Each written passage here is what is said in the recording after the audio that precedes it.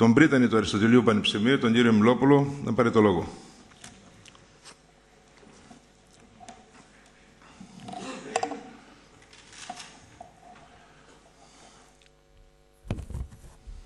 Καλημέρα και καλωσορίσατε στο Νόησις. Το Κέντρο Διάδοσης Επιστημών και το Μουσείο Τεχνολογίας, το Νόησις, όπως το είδατε, είναι ένας φορέας, είναι ένας οργανισμός που έχει να κάνει με τη νόηση, έχει να κάνει με τη γνώση, έχει να κάνει με τη διάδοση της επιστημονικής γνώσης και με την ανάδειξη, με τη διάδοση της τεχνολογίας. Θα ήθελα, επειδή ξέρω ότι περνάμε στιγμές που είναι ιστορικές και για τη χώρα μας και γενικότερα, ειδικά μετά τις προχτεσινές εκλογές, και επειδή ξέρω ότι όλοι στα σπίτια σας συζητάτε, ασχολείστε, ακούτε από τα ραδιόφωνα και τις τηλεοράσεις τι θα γίνει, αν θα υπάρξει κυβέρνηση, ποιο θα είναι το μέλλον της Ελλάδας, θα ήθελα να σας διαβεβαιώσω για ένα πράγμα. Το μέλλον της Ελλάδας είστε εσείς. Μην το ξεχνάτε αυτό. Το μέλλον της Ελλάδας είναι τα νέα παιδιά. Το μέλλον της Ελλάδας κρύβεται στη μόρφωσή σας. Το μέλλον της Ελλάδας είναι η παιδεία σας. Σήμερα χωρίς παιδεία, χωρίς μόρφωση, δεν μπορεί να συμβεί το παραμικρό. Ζούμε σε μια εποχή που την έχουν αποκαλέσει διεθνώς ως εποχή της οικονομίας της γνώσης. Τι θα πει αυτό? Θα πει ότι ο βασικότερος μοχλός της ζωής σήμερα, που είναι η οικονομία, στηρίζεται στη γνώση. Στηρίζεται στην επιστημονική γνώση. Πράγμα το οποίο σημαίνει ότι δεν θα υπάρχει οικονομική ανάπτυξη, άρα η χώρα μας δεν θα βγει από τη δύσκολη θέση στην οποία βρίσκεται σήμερα, επειδή ακριβώς δεν είχε πραγματική ανάπτυξη, γι' αυτό βρισκόμαστε στη θέση που βρισκόμαστε σήμερα, δεν είχαμε πραγματικά παραγωγή στην Ελλάδα, δεν βγάζαμε τα λεφτά που χρειαζόμασταν και τα δανειζόμασταν δηλαδή, για να σας το πω διαφορετικά. Αυτό το πράγμα δεν θα αλλάξει αν η χώρα δεν περάσει σε ένα νέο μοντέλο οικονομικής ανάπτυξης. Ένα μοντέλο δηλαδή οικονομικής ανάπτυξης τέτοιο που θα κάνει την Ελλάδα να βγάζει τόσα χρήματα όσα χρειάζεται. Να μην δανειζόμαστε από το εξωτερικό. Αυτό το πράγμα δεν θα συμβεί εάν δεν στηριχτούμε στην επιστημονική γνώση. Και επιστημονική γνώση σημαίνει για σας μόρφωση, σημαίνει και παιδεία. Άρα λοιπόν θα ήθελα να ξέρετε και να θυμόσαστε ότι δεν θα αλλάξει αυτός ο κόσμος αν δεν συμμετάσχετε εσείς σε αυτή την αλλαγή. Και αυτή την αλλαγή δεν θα την πετύχετε ποτέ του κόσμου, να τον κάνετε καλύτερο, να τον κάνετε δικαιότερο, να τον κάνετε έναν κόσμο στον οποίο να χωράτε και εσείς και τα όνειρά σας. Δεν θα το πετύχετε αν δεν έχετε παιδεία. Αυτό λοιπόν το οποίο γίνεται σήμερα εδώ, αυτό το οποίο γίνεται στα σχολιά σας, αυτό το οποίο γίνεται στο πανεπιστήμιο που θα έρθετε στη συνέχεια, είναι ο θεμέλιος λίθος για κάθε τι καλό για τη χώρα μας και για εσάς τους ίδιους. Θα ήθελα αυτό το πράγμα να το θυμόσαστε πάντα, να το κρατήσετε ως κόριο οφθαλμού, γιατί εμείς σε εσάς στηριζόμαστε. Στα νέα παιδιά, στους σημερινούς μαθητές και τις μαθήτριες και στη γνώση και τη μόρφωση την οποία θα πάρετε. Με αυτές τις σκέψεις θα ήθελα πραγματικά να συγχαρώ πρώτα απ' όλα τον Θόδωρο τον Κατσιώτη, ο οποίος είναι η ψυχή αυτών των συνεδρίων και ο οποίος κάνει πραγματικά εξαιρετική δουλειά. Κύριε Κατσιώτη, πραγματικά θερμά συγχαρητήρια. Σας το λέω και ως πρόεδρος και ως πρίτανης του Αριστοτέλειου Πανεπιστημίου. Τα αξίζετε.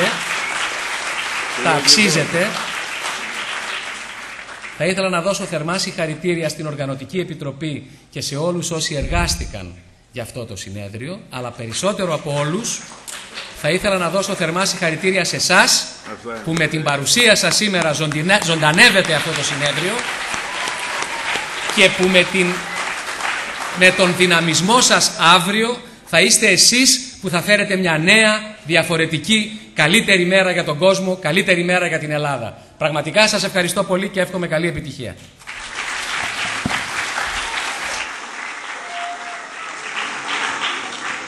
Ευχαριστούμε πολύ τον κύριο Πρίτανη. Να μην ξεχνάμε ότι γιορτάζουμε για τα 100 χρόνια της Θεσσαλονίκης. Θα παρακαλέσω λοιπόν τον Αλέξανδρο, το όνομά σου, δεν μοιράζει, και η Ανθή να μας παίξουν ένα τραγούδι για τη Θεσσαλονίκη.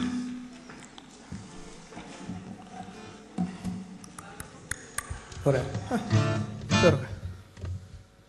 Πάμε.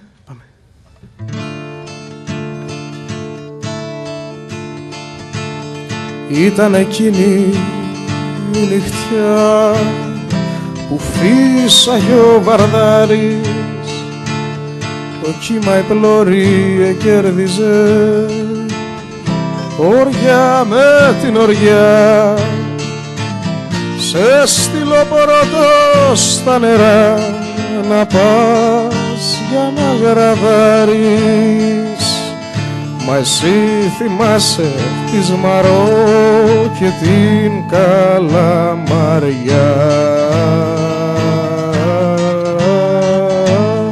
Ξέχασες εκείνο το σκοπό που λέγαν οι χιλιάνοι, Άγιε Νικόλα φύλαγε κι Άγια Θαλασσινή. Τυφλό κορίτσι σ' οδηγάει, παιδί του μόνο, που τ' αγαπούσε ο δόκιμος κι οι δυο μαρμαρινοί.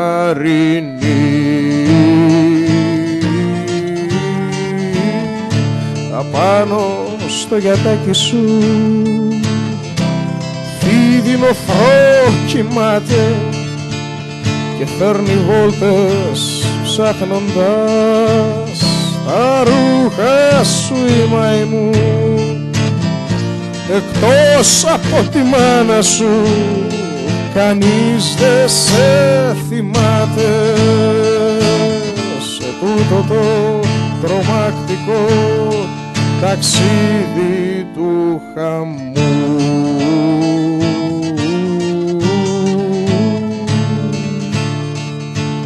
Κάτω από φώτα κόκκινα κοιμάται η Σαλονίκη, πριν 10 χρόνια μεθυσμένη μου είπες αγαπώ.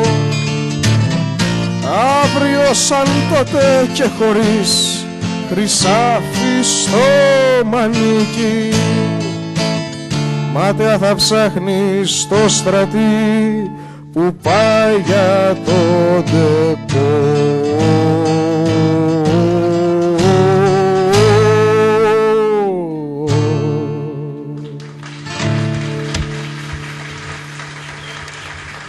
Σας ευχαριστούμε πολύ.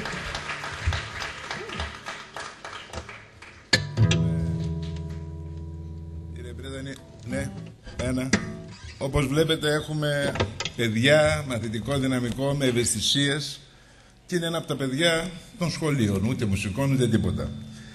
Αγαπητοί φίλοι, ξεκινά σήμερα η τελική φάση του 4ου Μαθητικού Συνεδρίου Πληροφορικής. Το συνέδριο ξεπέρασε τις πλέον αισιόδοξες προβλέψεις μας, εφόσον ανταποκρίθηκαν θετικά 4.000 μαθητές σχολείων της πρωτοβάθμιας εκπαίδευσης των 2 τελευταίων τάξεων του Δημοτικού και της δευτεροβάθμιας από τους 7 νομούς της Κεντρικής Μακεδονίας. Οι μαθητές αυτοί ετοιμάσαν 350 εργασίες, οι οποίες παρουσιάστηκαν σε 8 προσυνεδριτές εκδηλώσεις. Στην Ηματία, στον Κιλκής, στην Πέλα, στην Πιερία, στις Έρεστες, στη Χαλκιδική. Από αυτές τις εργασίες, η Επιστημονική Επιτροπή, στην οποία μετέχει και όλο το δυναμικό, το ΔΣ του Νόησης της Καθηγητής Πανεπιστημίου και ο Σύλλογος των Φίλων του Νόησης, επέλεξε τις αντιπροσωπευτικότερες, όπως είπαμε, οι οποίες παρουσιάζονται στο προσεχές διήμερο. Παρουσιάζονται σε αυτή την αίθουσα. Παρουσιάζονται έξω στο φουαγέ με μια καινοτομία που θέλω να τη δείτε και είναι τα λεγόμενα υπόστερς. Παρουσιάζονται στο Μάτριξ, στο Μεγάλο, στο Ισόγειο, στην κοινική εξέδρα που θα υπάρχει. Εν πάση περιπτώσει θα κρίνετε εσείς εάν το σύνολο των καινοτομιών που γίνονται φέτος αντιστοιχούν στην ορμή και στην μεθοδικότητα των παιδιών. Το συνέδριο διοργανώνεται από την περιφερειακή μας διεύθυνση, από τους σχολικούς συμβούλους πληροφορικής, από τους συμβούλους πρωτοβάθμιας εκπαίδευσης, σε συνεργασία με το Κέντρο Διάδοσης Επιστημών και το Μουσείο Τεχνολογίας Νόησης και με το Σωματείο Φίλοι του Τεχνικού Μουσείου Θεσσαλονίκης. Όπως είπαμε και πριν, και χαιρετίζω για ακόμα μια φορά τα παιδιά που μετέχουν εξ αποστάσεως αυτή τη στιγμή σε πάρα πολλά σχολεία. Είναι στα παιδιά στην αίθουσα πληροφορικής, είναι σε υπολογιστές ενσίδες, είναι σε αίθουσα πολλαπλών χρήσεων και καλούμε όλα αυτά τα παιδιά του χρόνου να μετέχουν στις εργασίες του συνεδρίου. Μια δεύτερη καινοτομία που θέλω να τη δείτε βγαίνοντας δεξιά είναι ότι με πρωτοβουλία πολλών σχολείων, νομίζω πάνω από 80, έχει γίνει το European School Radio με έδρα το Κιλκής. Αυτό λοιπόν το ραδιόφωνο είναι απ' έξω αυτή τη στιγμή, κάνει συνεντεύξεις και μεταδίδει ταυτοχρόνως όλο το συνέδριο. Όλο το υλικό αυτό αποθηκεύεται και έτσι το έχουμε έτοιμο για μελλοντική χρήση. Εντυπωσιάζει φέτος, αγαπητοί φίλοι, η ποιότητα των εργασιών και η συμμετοχή χιλιάδων μαθητών. Να τονίσω όμως ότι εκατοντάδες εκπαιδευτικοί προετοίμασαν για 6 μήνες οι εκπαιδευτικοί, αυτοί οι κακοπληρωμένοι εκπαιδευτικοί, χωρίς να παίρνουν υπερορίες, χωρίς καμία άλλη αμοιβή. Γι' αυτό το λόγο άλλωστε έχουν τον τίτλο του λειτουργού και όχι του δημόσιου υπαλλήλου. Ετοίμασαν λοιπόν με τα παιδιά τους ομαδοσυνεργατικές προσεντήσεις και αποδεικνύουν, όπως θα δείτε, ότι έχουν ξεπεράσει στην πράξη τα απαρχαιωμένα συστήματα με τοπικών διδασκαλιών, ότι τα παιδιά είναι έτοιμα για νέες διδακτικές προσεντήσεις, για αυτό που λέμε project, που εισάγεται πλέον και στο Λύκειο και που στην ουσία προαγάγει τη διερευνητική μάθηση και τη δημιουργική και κριτική σκέψη. Ταυτοχρόνως, για την οργάνωση του συνεδρίου, οι 16 διευθυντές εκπαίδευσης πρωτοβάθμιας και δευτεροβάθμιας, 50 υπεύθυνοι πληνέτ και άλλοι εκπαιδευτικοί, περισσότεροι από 50 εκπαιδευτικοί σύμβουλοι και 10 καθηγητές πανεπιστημίου στελέχωσαν και στελεχώνουν τις επιτροπές των προσυνεδρίων και του συνεδρίου. Θα πρέπει να τονίσουμε ότι όλος αυτός ο κόσμος εργάστηκε χωρίς να επιβαρυνθεί ούτε μια δραχμή ο Έλληνας φορολογούμενος. Και με αυτή την έννοια θα μας επιτρέψετε να τονίσουμε ότι το συνέδριο αυτό μπορεί να αποτελέσει και ένα πρότυπο για την μελλοντική λειτουργία όχι μόνο της εκπαίδευσης αλλά και της χώρας. Δηλαδή ένα συνέδριο που ξεκίνησε με μεράκι, που δεν περίμενε τα ευρωπαϊκά προγράμματα να επιδοτηθεί και που θα σταματούσε όταν σταματούσαν τα λεφτά, που στηρίζεται στο μεράκι αλλά και στην τοπική αυτοδιοίκηση, δεδομένου ότι πάνω από 8 δήμοι βοηθούν, μπορεί να μεγαλουργήσει. Όταν ως σχολικός σύμβουλος πληροφορικής, μαζί με την κυρία Ανανίδου που είμαστε στο Προεδρείο, προτείναμε πρωτετραετίας τη διοργάνωση αυτού του συνεδρίου, πραγματικά δεν μπορούσαμε να φανταστούμε τις διαστάσεις που θα έπαιρνε. Οι 450 μαθητές του πρώτου συνεδρίου έγιναν 1.500 στο δεύτερο, 3.500 στο τρίτο και φέτος αισίως ξεπερνούν τις 4.000. Μόνο αυτές τις 2 μέρες θα περάσουν από τον ΟΕΣΕΣ σε 8 συνεδρίες, σε 8 συνεδρίες, περισσότερα από 1.800 άτομα. Η βασική ιδέα και οι κύριοι στόχοι του συνεδρίου παραμένουν οι ίδιοι. Εντάξει, μπορείτε να περάσετε να κάθεστε, δεν πειράζει, να μην είμαστε όρθιοι. Να βιώσουν λοιπόν οι μαθητές μας για μοναδική ισοσφορά στη ζωή τους τις διαδικασίες προετοιμασίας μιας εργασίας, τον φορμαλισμό που πρέπει να ακολουθήσει, να δουν πώς γίνεται η κρίση της περίληψης αλλά και της εργασίας από μια επιστημονική επιτροπή, να την παρουσιάσουν είτε σαν πόστερ είτε σαν εισήγηση. Φέτος βοηθάει πάρα πολύ και το νέο διαδραστικό site που αυτή τη στιγμή είναι πρώτο σε επιστέψεις σε σχέση με όλα τα συνέδρια, που αξίζει τον κόπο να μπείτε και να το παρακολουθήσετε. Ταυτοχρόνως προσδοκούμε να εξοικειωθούν οι μαθητές μας με τη συνεργατική μάθηση, αξιοποιώντας την πληροφορική ως βασικό εργαλείο. Τέλος,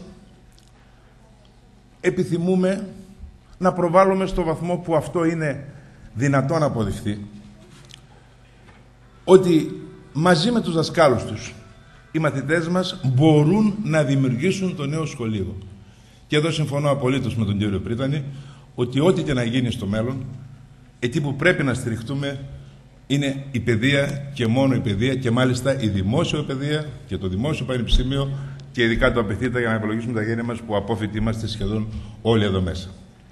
Με αυτή την έννοια λοιπόν το παράδειγμα των ξένων χωρών, της Φιλανδίας, που με ενεργεία 25-30% επένδυση στην παιδεία, μπορεί να είναι ένας πολύ καλός οδηγός για μας.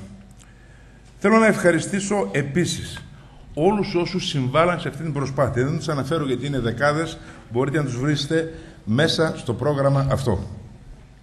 Τελειώνοντας, θα μου επιτρέψετε να υπενθυμίσω ότι οι βασικοί πυλώνες στην εκπαίδευσή μας δεν είναι η πληροφορική. Η πληροφορική είναι ένα εργαλείο, όπως και το μικροσκόπιο είναι ένα εργαλείο για τη φυσική. Οι βασικοί πυλώνες ήταν και παραμένουν η γλώσσα και ο πολιτισμός. Με αυτή την κατεύθυνση λοιπόν, τελειώντας με μια προσωπική αναφορά, να σε ευχαριστήσω θερμά όλους εσάς που συμβάλλατε, ώστε ένα ταξίδι που ξεκινήσαμε με μικρά πανιά να εξελιχθεί σε ένα μεγάλο ταξίδι, σε ένα